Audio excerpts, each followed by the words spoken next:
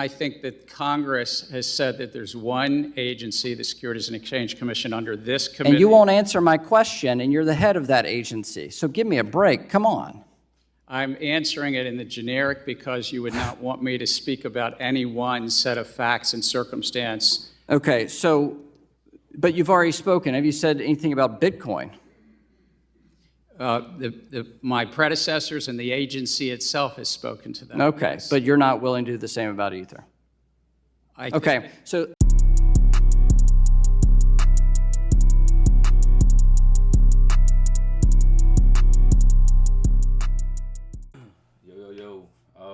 Today we're going to be going over how Gary Gensler and the SEC manipulated the market, basically all the higher-ups. I'm going to be basically going through the process of how they did it, how they constructed it, and basically their intention behind it, right? This kind of messed with a lot of people's heads, especially for the people that was fairly new to crypto. They weren't really used to this, and I think that they did a good job. So basically, the whole thing is Gary Gensler and the SEC were labeling a lot of cryptos as securities. So what that means is basically he's saying that some cryptos are not some, but over a majority of these cryptos are securities and they're not commodities, right? Meaning that they're not really any use. They don't have any use, that they're not useful, that we don't need them. Basically that brought the value down of all these altcoins, right? So a lot of his intention was basically to bring down the value of all these altcoins, and you know, he hit the target. So we're gonna first start off by Chairman McHenry asking Gary Gensler about Ethereum, if he thinks that it's a security or a commodity. And you can obviously it's just so in our face that of how stupid Gary Gensler is and what he's trying to do, right? So I'm gonna go ahead and play the video and you guys see for yourself. So do you recognize, how would you categorize Ether then? Look, I think that the general sweep of what Congress did, not just in the 30s, but as amended. I'm asking you, sitting in your chair now, to make an assessment under the laws as exist. Is Ether a commodity or a security? Without speaking to anyone. I know. Like look at his hand. He's literally shaking right now. Look. Or a security. Without. Like, what are you doing? It's so funny because it's like people like me or people who like have experience in crypto, like we know what's going on. So it's funny to see this because it's like this guy is literally shaking when he's being asked this question. Is Ether Look at my mouse right here. Look at my mouse. A commodity or a security? Without speaking to anyone. I know you've repeatedly said you're not going to speak to one, except you've spoken to one, Bitcoin. So I'm asking you to speak to a second one, the second largest market cap here. And speaking to the tokens, there's 10 to 12,000. If there's a group of entrepreneurs in the asking middle, about one. The public is anticipating a profit based on the. I'm asking you a specific question, Chair Gensler. I said this in private. This should be no shock to you. I'm asking this question. Is Ether a commodity or a security? And again, it depends on the facts and the law, and if there's a group of individuals. I'm asking you about the facts and the law sitting in your seat and the judgment you are making. And so, Mr. Chair, I think you would not want me to prejudge because I'm also. But you have prejudged on this. You've taken 50 enforcement actions. We're finding out as we go, as you file suit, as people get Wells notices on what is a security in your view, in your agency's view. I'm asking you a very simple question about the second largest digital asset. What is your view? And my view is if there's a group of individuals in the middle that the public is anticipating. All right, so let me just ask a second question then. Do you think it serves the market for an object to be viewed by the commodities regulator as a commodity and the securities regulator to be viewed as a security? Do you think that provides safety and soundness for the product? Do you think it provides consumer protection? Do you think it serves the value of innovation? I think no should be a very simple answer for you here. I think that uncertainty is bad, is it not? And I think that Congress has said that there's one agency, the Securities and Exchange Commission, under this committee. And you won't answer my question, and you're the head of that agency. So give me a break. Come on. I'm answering it in the generic because you would not want me to speak about any one set of facts and circumstance. Okay, so, but you've already spoken. Have you said anything about Bitcoin? My predecessors and the agency itself has spoken to that. Okay, yes. but you're not willing to do the same about Ether. I think Okay, so let me just step back. There's a lack of clarity here in the marketplace. Can you at least agree to that? I think that the clarity is there. The law is clear All that right. there's a group So of individuals you're let me relying be on. explicit about this. The market doesn't see it. Your regulatory actions and the CFTC's regulatory actions say that there's a great deal of uncertainty here. It is the intention of this committee to fix that uncertainty and actually provide a sound legal basis for this. All right, now let's dive more deep into this, right? I'm gonna basically explain it. All right, so now basically everything that their plan was, right? Gary Gensler and the SEC and other higher ups, their plan literally worked. What I mean by that is their plan was to drive all these altcoins down and tank them down to the ground so they can accumulate them themselves. They know how important and useful crypto is. They know how advanced and beneficial crypto technology is. Do you think that they would actually steer that way into denying how crypto is? Like, do you think they would steer that way into thinking that, okay, common sense, in this generation, technology is only getting better? Why would they steer towards denying crypto and saying that we don't need it, when in reality it's one of the most useful technologies that we can possibly use, right? I mean, look, the biggest companies in the entire United States of America use crypto. I literally searched up, does Walmart use VeChain? VeChain is a cryptocurrency, and it says by 2019, Walmart was already a pioneer in the food safety business. One of the most significant piece of news arrived that the year from the Walmart China blockchain traceability platform. It introduced the first batch of 23 product lines tested and launched on the platform, enabled by VeChain's blockchain technology. Blockchain technology is one of the craziest things ever invented. It's so useful, and I'm telling you that stuff like this it's just so textbook that you know that this is good. Okay, then I search up what brands are on Polygon. Polygon has partnered with various well-known brands including Nike, Starbucks, MasterCard, Adobe, Disney, Meta, Adidas, Mercedes, Reddit, and Google Cloud. These big-ass companies would not use crypto if they knew that it was terrible. Why would they implement this in their companies? Why would they actually use this and partner up with cryptocurrencies if they think that this was bad? Everybody every day, I guarantee, that watches this video uses brands like this or is affiliated and consume these brands or use them, right? MasterCard, Nike, that stuff is common. All of this stuff literally is in our everyday lives and people don't even know it. Now, it's so funny how everything was planned out. What I mean by that is, look at when this video was posted. April 18th, 2023. What a coincidence that in June, BlackRock's Bitcoin ETF was announced. This was a 3-month difference between this being super popular and out to the public and this going out to the public. One of the biggest things that crypto could ever possibly have, right? So the whole point of it was like, they're kind of like teaming up behind the scenes, right? Gary Gensler and the SEC drives the prices down, right? It makes all these altcoins go down in red, down in percentage. Everyone's panicking and everyone's selling. Just for the SEC and BlackRock and everybody else to be accumulating crypto in that time frame, right? It makes so much sense, because why would they tell you that it's good, right? So the point of it was they wanted to get fearful people out of the market. What do I mean by that? People who weren't experienced in crypto and didn't know how this was going to play out, they sold all their crypto because they were scared that everything was going to go to zero. So 2 things happen, right? The person that sells their crypto and the fearful person takes 2 losses. They take 2 L's. What do I mean by that? 1, they give up their cryptocurrency. They give up their crypto and they put it back into the market for people like this to buy it, right? He's basically pushing people out of the market so he can have So he can be greedy and take more crypto, right? Because essentially, if you sell your crypto, you're putting that crypto back into the market for other people to buy. You sell your crypto and you gain the US dollar, meaning that's fiat currency. So you take two losses.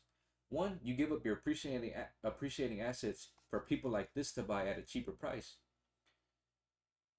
And then you get fiat currency. You put your money that you got back into your bank account. So now the bank is performing fractional reserve banking on you. I hate cash. I don't like it. I don't like fiat currency. I think it's terrible. Why would I want my money to make other people money when I can make my money make money for me? You see what I'm saying? This was all planned. So when the market dropped and BlackRock put this news out, now the market went right back up. The market went right back up and it shot up. And people like this were accumulating the entire time. Now, I'm going to go ahead and give you an analogy, right? Let's say that you live in Houston, right? And you go hiking somewhere and you stumble across a cave with so much gold in there. The whole entire cave is filled with gold. Whenever you leave that place, are you going to come back to Houston and tell everybody that you found this gold? No, because that means there's less for you. That means that everybody from your hometown that you alerted is going to go to this certain cave and take gold, meaning that's less for you. Instead, you can take that for yourself and be profitable.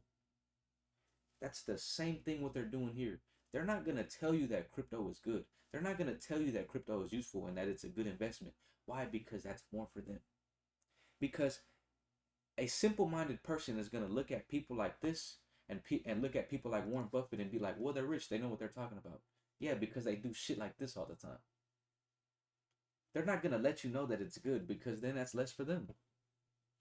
Right? If I run a business and I have 10 workers and I know how to make $1 million, I'm not going to tell the workers how to make $1 million because then I have nobody to work for me.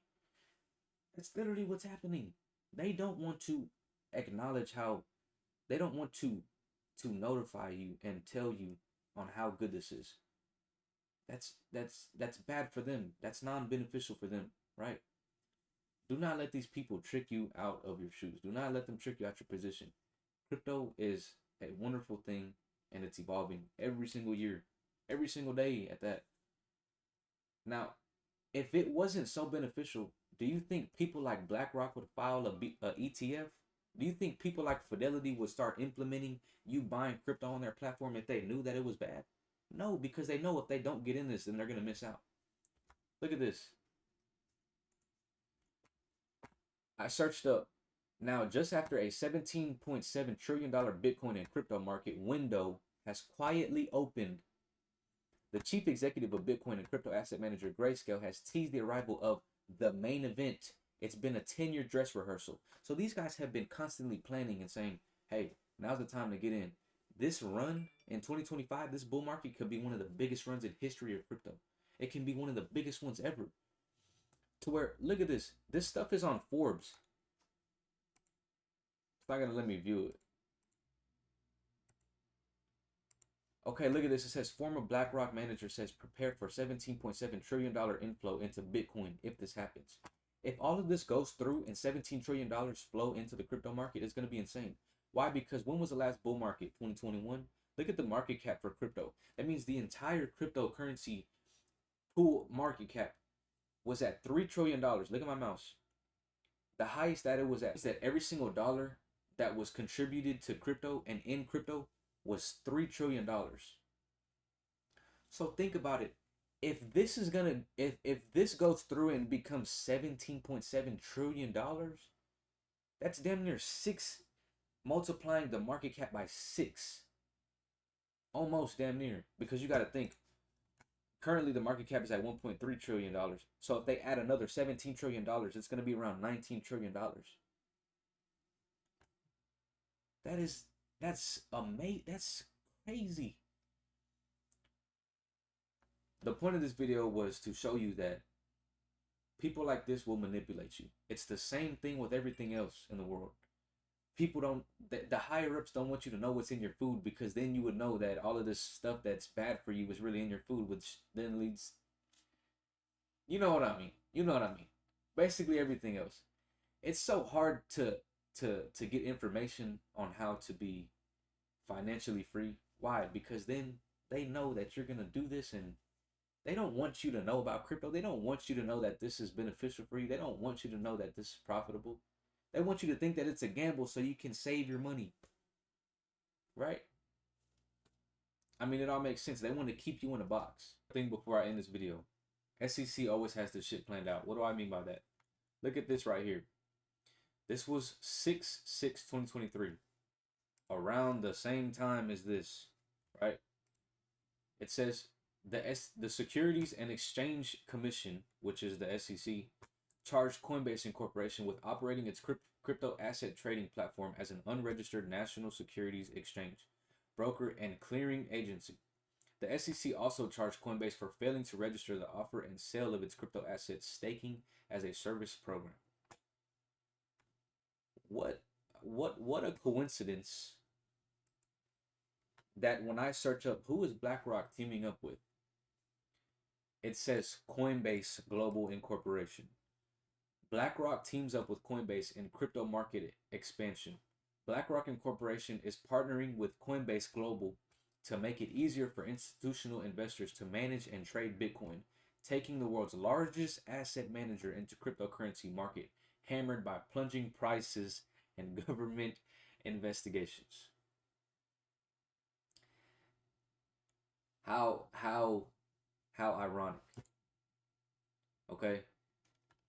This stuff right here is all planned, and it's like, I don't know, man.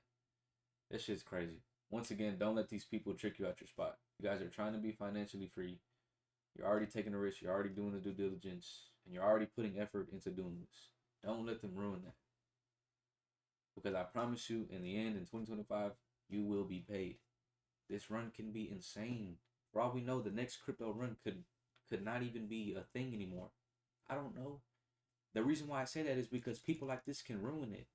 Not every crypto that you own right now is going to be here in the long run, right? I'm bullish on Chainlink. I'm bullish on Arbitrum. I'm bullish on Quant. I'm bullish on Casper. That doesn't mean that it's going to stay here forever. Regulations can ruin that shit, man. Take your profits in 2025 and run.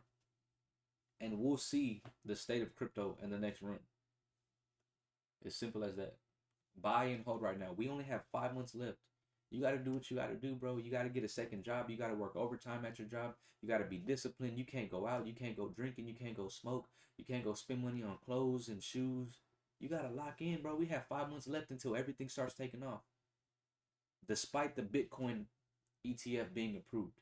The deadline is like January 10th, I believe. If this gets approved, everything's going to take off early. We might have an early bull run. You never know. I'm deploying majority of my capital into crypto right now. Because the biggest regret that I don't want to have is two of them right now. One, me being like, oh, I wish I would have put in more, bro. Like, I'm so profitable on Casper. I made thousands of dollars on Casper in a bear market in a month. And you know what my thought was? I wish I would have put in more. It happens every single time. Some people wait on a crypto to drop in the price like, oh, I'm waiting for Quant to hit $80, bro.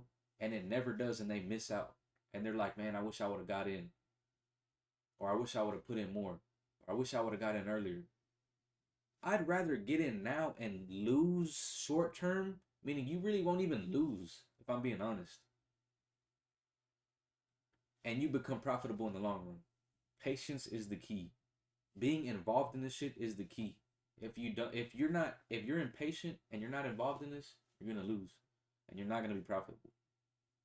I'm gonna make another video on strategies, on how I operate in this crypto market, on how I move, and I'll probably make another video on Ader Protocol because the price tanked down, and there's a whole big spiel on that and whatnot. So yeah, happy Thanksgiving, guys, and I hope y'all enjoyed this video.